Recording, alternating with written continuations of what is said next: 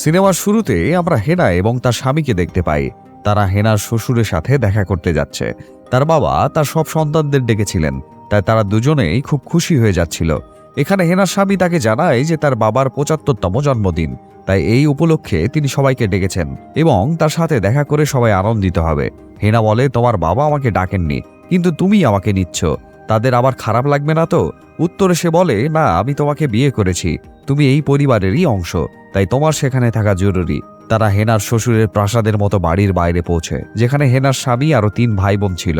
একজন ছিল বড় ভাই, ছোট বোন ক্যামি এবং তার মাঝের বোন। সবাই একে অপরের সাথে আনন্দের সাথে মিলিত হয়, তবে তারা কেউ হেনাকে ভালো চোখে দেখেননি। তাদের ধারণা ছিল হেনা শুধুমাত্র টাকার জন্য তাদের ভাইয়ের সাথে বিয়ে করেছে। সবাই গার্ডেনে আসে এবং তারা ভাবতে থাকে যে এমন কি কারণ হতে পারে যার জন্য বাবা সবাইকে একত্রিত করেছেন। সবার মনে হয়েছিল যে এটা জন্মদিনের জন্যই হবে, কিন্তু তাদের বাবার গার্ড জানায় যে বাবার সকলের সাথে জরুরি কিছু কথা আছে। হেনার স্বামী সবাইকে ভেতরে নিয়ে যায় এবং বলে যে চলো ওপরে যাই, বাবা সেখানে আমাদের জন্য অপেক্ষা করছেন। তারা ওপরে উঠে বাবার সাথে দেখা করে, যেখানে বাবা বলেন, আমি পুরো বাড়ির নিরাপত্তা ব্যবস্থা জোরদার করেছি, যেন কেউ বাড়িতে ঢুকতে না পারে। এটা শুনে সবাই অবাক হয় এবং জিজ্ঞাসা করে কেন এমন ব্যবস্থা। তখন বাবা জানায়, আজ রাতে কেউ আসবে যে আমাকে মেরে ফেলবে এবং তোমাদের কাজ হবে আমাকে রক্ষা করা, যাতে সে আমাকে মেরে ফেলতে না পারে। এটা শুনে সবাই হতবাক হয়ে যায় এবং ভাবতে থাকে কে হতে পারে। বাবা বলেন, আমি তোমাদের এ ব্যাপারে বেশি কিছু বলতে পারবো না।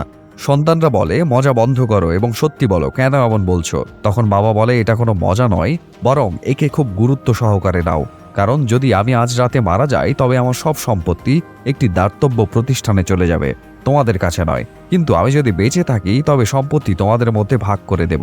তোমাদের শুধু আজ রাতে আমাকে নিরাপদ রাখতে হবে। এই কথা শুনে সবাই অবাক হয় এবং ভাবতে থাকে কেন বাবা এমন বলছেন। তারপর বাবা তার গার্ডকে বলে, তুমি এখন যেতে পারো। গার্ড চলে গেলে তিনি সমস্ত জানালা দরজা বন্ধ করে লক করে দেয়, যেন কেউ বাইরে যেতে বা ঢুকতে না পারে। সবাই নিচে নেমে আলোচনা করে যে কেন বাবা এমন কথা বলছে। তারা ভাবে হয়তো বাবা তাদের পরীক্ষা করতে চাইছেন এবং মনে করে না যে সত্যি কেউ আসবে তাকে হত্যা করতে, কারণ দরজা জানলা তো সব বন্ধ করা। হেনা বলে, কি জানি, বাবা হয়তো সত্যিই বলছেন। যদি এমন হয় তবে আমাদের তার জীবন বাঁচাতে হবে। কিন্তু সবাই কথা উপেক্ষা করে এবং যার যার ঘরে চলে যায়। ক্যামি প্রথমে ওয়াইনের ঘরে যায়, যেখানে অনেক বোতল রাখা ছিল। যখন সে ওয়াইন নিচ্ছিল, হঠাৎ সে ঘর থেকে কিছু শব্দ শুনতে পায়, যা শুনে সে খুব ভয় পায়। শব্দের পেছনে গেলে সে কাউকে দেখতে পায় না, কিন্তু হঠাৎ একটি ছায়া দেখে যা তার পেছনে পড়ে। সে ঘর থেকে বের হওয়ার চেষ্টা করে, কিন্তু দরজা বন্ধ ছিল। তখন তার ভাই এসে দরজা খুলে দেয় এবং তাকে জিজ্ঞেস করে, তুমি ভিতরে কি করছিলে? ক্যামি বলে যে সে নিচে কারো উপস্থিতি অনুভব করছে, কিন্তু তার ভাই বলে নিচে কেউ নেই। হেনার স্বামী তাকে নিয়ে যখন তার বাবার কাছে আসে, তখন বাবা বলে, আমি খুশি যে হেনা এখানে এসেছে, কিন্তু আমি এখনো তাকে আমাদের পরিবারের অংশ মনে করি না। এজন্যই আমি বলেছিলাম যে হেনাকে এখানে এনো না। তার স্বামী বলে, আমরা দুজনে বিয়ে করেছি, তাই হেনাও আমাদের পরিবারেরই অংশ। ক্যামির ভাই যখন পুল খেলছিল, তখন হঠাৎ তার গ্লাস পড়ে যায়, যা দেখে বিস্মিত হয়ে যায়। সে পেছনে ফিরে দেখে তার পুলের সব বল একসাথে হয়ে গেছে। এটি দেখে সে আবার অবাক হয় এবং ভাবে, আমার সাথে এটা কি হচ্ছে? তখন তার অন্য বোন এসে যায় এবং তারা দুজনে কথা বলতে থাকে। এদিকে ক্যামি অনেকটাই বোর হচ্ছিল, তাই সে সাঁতার কাটার জন্য সুইমিং পুলে যায়। যখন সে ক্যামেরা অন করে, তখন সে দেখতে পায় তার পেছনে কেউ দাঁড়িয়ে আছে, কিন্তু সে পেছনে তাকালে সেখানে কেউ থাকে না। সে আওয়াজ দেয়, যে কেউ থাকো, বের হয়ে এসো। কিন্তু যখন সে চেক করতে যায়, তখন কাউকে দেখতে পায় না। তারপর ক্যামি সুইমিং পুলে নেমে পড়ে।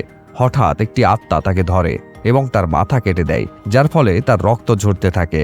আত্মা তাকে সুইমিং পুলে ফেলে দেয়, যার ফলে তার মৃত্যু হয়। ক্যামির বোনেরা নিজেদের মধ্যে আলোচনা করছিল যে তাদের বাবা কেন এমন করছেন এবং তাদের কি পরিকল্পনা। ঠিক তখনই হেনার স্বামী আসে এবং শুনতে পায় যে তারা তার স্ত্রী সম্পর্কে খারাপ কথা বলছে।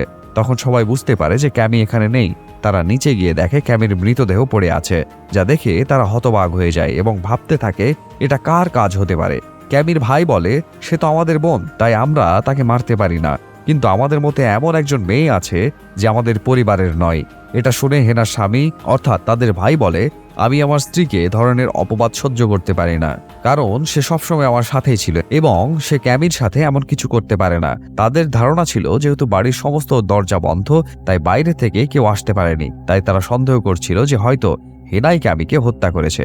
যখন তাদের বাবা জানতে পারে যে তার ছোট মেয়ে মারা গেছে, তখন তিনি নিচে এসে তার মেয়ের মৃতদেহের সামনে কান্নায় ভেঙে পড়ে এবং বলেন তার মৃত্যু খুবই নির্মম হয়েছে। সবাই জিজ্ঞেস করে কে তাকে হত্যা করেছে। বাবা জানান, আমাদের বাড়িতে একটি আত্মা আছে যে ক্যামিকে হত্যা করেছে এবং আমাদের কাছ থেকে কেড়ে নিয়েছে। আমি তার সাথে একটি ব্যবসায়িক চুক্তি করেছিলাম, যার কারণে সে এমন করেছে। এটা শুনে সবাই অবাক হয়ে যায় এবং বলে, সম্পূর্ণ সত্যি বলো। কিন্তু বাবা পুরো গল্পটি বলে না এবং বলেন, আমার এক মেয়ে মারা গেছে, কিন্তু আমি এখন হেনাকেও আমার উত্তরাধিকারী হিসেবে স্বীকার করব এবং তাকে আমার সম্পত্তির অংশ দেব। এটা শুনে ক্যামির দুই ভাই বোন হতবাক হয়ে যায় এবং বলে, বাবা আপনি এটা কিভাবে করতে পারেন? বাবা জানান, আমার মেয়ের মৃত্যুর পর কেউ না কেউ তো সম্পত্তি পাবে, তাই যদি তোমরা আরো ধনী হতে চাও তবে আমাকে বাঁচিয়ে রাখতে হবে। ক্যামির বড় ভাই তার বাবার অফিস থেকে একটি বন্দুক নিয়ে আসে নিজের নিরাপত্তার জন্য এবং বলে যে আমার বোনকে হত্যা করেছে, আমি তাকে জীবিত রাখবো না। দুই ভাই বোন আবার হেনাকে দোষারোপ করে এবং বলে সেই ক্যামিকে হত্যা করেছে, কিন্তু হেনা বলে ক্যামির সাথে আমার সম্পর্ক খুব ভালো ছিল এবং আমি তাকে হত্যা করার কথা কখনো ভাবতেও পারি না। হেনা এবং তার স্বামী নিচে গিয়ে দেখে ক্যামির মৃতদেহ নেই। এটি দেখে তারা হতবাক হয়ে যায় এবং ভাবে ওর মৃতদেহ গেল কোথায়। তারা বুঝতে পারে যে এখানে কেউ আছে যে তাদের মেরে ফেলবে, তাই তারা সিদ্ধান্ত নেয় যে তারা দুজনে এখান থেকে পালিয়ে যাবে। তারা দরজা ভাঙার চেষ্টা করে, কিন্তু এতে কোনো লাভ হয় না। তখন হেনার স্বামী হেনাকে বলে যে আমরা নিচের পথ দিয়ে বের হতে পারি, তাই তারা নিচে নামতে শুরু করে যাতে সেখান থেকে বের হতে পারে। ক্যামির বোন তার একটি পেইন্টিংয়ের দিকে তাকায় যা তাকে ঘুরে ঘুরে দেখছিল এবং এটি দেখে সে বিস্মিত ও ভীত হয়ে পড়ে। কিন্তু ঠিক তখনই তার বোন এসে তাকে শান্ত করে এবং বলে, আমি বাবাকে বাঁচানোর জন্য যে কোনো কিছুই করতে পারি। আমার মনে হচ্ছে হেনা এবং আমাদের ভাই মিলেই সব পরিকল্পনা করছে যাতে তারা ধনী হতে পারে এবং বাবার সম্পত্তি তাদের হয়ে যায়, কিন্তু আমরা এটা কখনোই হতে দেব না। হেনা ও তার স্বামী নিচে গিয়েছিল এবং বাইরে যাওয়ার পথ খুঁজছিল। তখন তারা জানতে পারে যে সবকিছুই লক করা আছে। তখন হেনার স্বামী একটি তালা খুলে ফেলে এবং বলে এখানে সামান্য জায়গা আছে বের হওয়ার মতো। হেনা সেই জায়গা দিয়ে বের হওয়ার চেষ্টা করতে শুরু করে যাতে সে বাইরে গিয়ে সাহায্য আনতে পারে, কিন্তু বের হওয়ার বদলে সে সেখানে আটকে যায়। সে বাইরে কিছু দেখতে পায় যা দেখে সে ভয় পেয়ে যায় এবং তার স্বামীকে বলে যে আমি কাউকে দেখেছি। তার স্বামী তাকে উদ্ধার করে এবং পালিয়ে যেতে শুরু করে। যখন তারা দরজা বন্ধ করছিল তারা সামনেই একটি ডেমনকে দেখতে পায়। তাকে দেখে তারা বিস্মিত হয় এবং ভাবে এটা কি জিনিস। তারা পালিয়ে একটি লকারে ঢুকে যায়, কিন্তু তখনই ক্যামের ভাই বোনেরা সেই লকারের দরজা বন্ধ করে দেয় যাতে তারা বাইরে না বেরোতে পারে। এটি দেখে তারা আতঙ্কিত হয়ে পড়ে। হেনার স্বামী বলে যদি এখানে তাপমাত্রা 0 ডিগ্রি থেকে কম হয় তাহলে আমরা মারা যাব। এখানে অক্সিজেনের স্তর খুবই কম, তাই যে কোনো পরিস্থিতিতেই আমাদের এখান থেকে বের হতে হবে। তারা বাইরে বের হতে চেষ্টা করতে থাকে, কিন্তু সফল হয় না। ক্যামির ভাই বোনেরা যখন সামনে এগোয় তখন তারা কারো আওয়াজ শুনতে পায়। ক্যামির বোন যখন দেখতে সামনে এগিয়ে যায় তখন কোনো শক্তি তাকে বাতাসে উড়িয়ে নিয়ে যায় এবং দেখতে দেখতে সেই শক্তি তাকে রুমে নিয়ে যায়।